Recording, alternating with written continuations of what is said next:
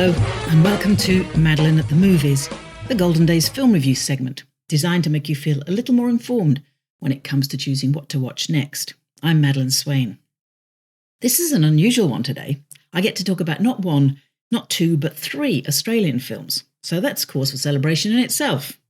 First up is a film that had a really limited release and extended that slightly for Anzac Day, so it may not even be screening anywhere right at this minute, but it's really worth either seeking out or looking for when and if it appears on a streaming service, such as ABC iView or SBS On Demand.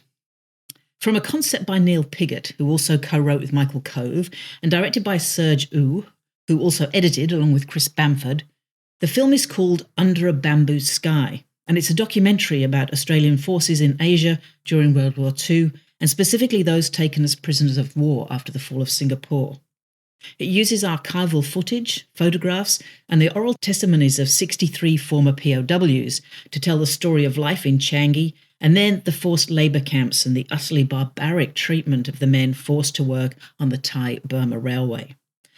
Now, you may think you've heard a lot about this horrific period before, but if ever there were historical events worth recounting, these are them. What is particularly compelling about Under a Bamboo Sky is the way that advances in technology have been utilised in such effective ways. AI animates soldiers' portraits, which sounds gimmicky and awkward, but it's most subtly done, with the faces moving just enough to make them look like film clips rather than still photography, and it really brings the subjects to life. Then, new location footage is well integrated into freshly colorised archival material to brilliantly depict the truth of the brutality suffered, but also the extraordinary resilience and courage shown by so many. Many of the oral histories used for the film come from the ABC's archives and were originally recorded for the TV series Australians at War at the turn of the century, and other material comes from the Department of Veterans Affairs. What is missing are the names and histories of the individuals involved, though you can find a complete list of all the service members on the website for the film, which is underabamboosky, all one word, .com. And the filmmakers do actually ask that if any viewers recognise anyone or have a personal connection to any of the individuals included, they'd really welcome them getting in touch, and there's an email provided. One of the most important touches, I think, is a segment where the POWs talk about just before the end of the war. Some who survived the Thai-Burma Railway were sent back to Changi and then moved on to Japan to work in the coal mines. And they talk of their admiration for the Japanese people they met there and the kindnesses they were shown, underlying the point that the extreme cruelty they'd suffered had nothing to do with regular Japanese people. As one says so succinctly, it's not a particular nation that was to blame for the savagery, but militarism, stressing that it's war that creates barbaric behaviour, and it's a message that needs to be repeated loudly and clearly, I think. Under a Bamboo Sky may be a bit hard to find now that Anzac Day has passed, but I think it's the sort of film that should be watched often, not just on 1 or 2 days a year. And it should be especially mandatory viewing for those in power, those who may perhaps be in charge of signing the order to invade another country and seem to do so on little more than a whim or personal grievance, to distract from some domestic scandal perhaps, or with barely a second thought for the people who will be so devastatingly affected. Under a Bamboo Sky is rated M, but be warned, it naturally has some confronting imagery. It runs for just 77 minutes. The next Australian film I'd like to talk about also draws from history. It's based on a true story from the early 1930s. The film is Wolfram, and it's Warwick Thornton's sequel to his 2017 film Sweet Country, with some of the characters from that film reappearing.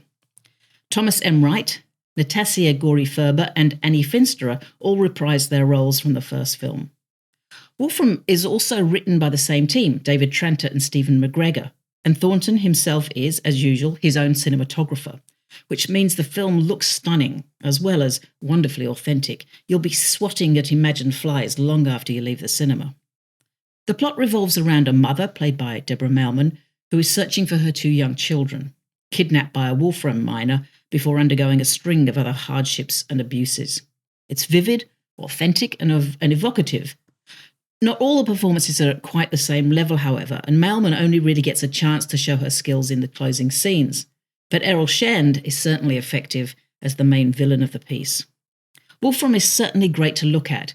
Thornton's way with the camera ensures that, but the narrative doesn't have quite the compelling thrust of its predecessor. It's absolutely worth catching, though. It's rated M, runs for 100 minutes, and opens in selected cinemas on the 30th of April. As does another Australian genre film, as we go from a so-called meat pie or outback western to a straight-up action thriller. Seven Snipers was written by Andrew O'Keefe, directed by Sandra Skiboras, and stars the hard-working Radha Mitchell.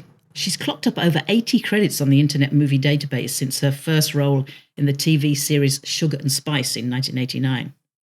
Mitchell plays a gruff, retired army sniper living on a remote Australian ranch and having to reassemble some of her old army buddies to help out when a malignant character from her past reappears seeking revenge. It may sound like the film is channeling a touch of Seven Samurai or Magnificent Seven, but there isn't much investment in any of the characters other than the three best-known actors. Ioan Griffith and Tim Roth add some international heft to the cast. Basically, this is a straight-up shoot-up, with a little room made for emoting from Annabelle Wolfe as Mitchell's teenage daughter. It's grim and efficiently made, presumably on a pretty limited budget, but there are inconsistencies and logic issues, especially when characters start running around in full view when a clearly lethal gunman is lying in wait. And the character names or soldier aliases would also perhaps work better in a comic book than in this. It's hard to take anyone known as Voodoo Child, White Dog or the Dragon seriously. And while Mitchell gives it a red-hot go, her still youthful looks, I can't believe she's 53, does mean that she's got a steep hill to climb to fully convince as a ruthless and highly experienced killer. Seven Snipers is rated MA, runs for a nicely concise 87 minutes, and opens also on the 30th of April. And that's all from me for this time. Madeleine at the Movies was produced and edited by Blair Purvis. Stay safe and well, and thanks for listening.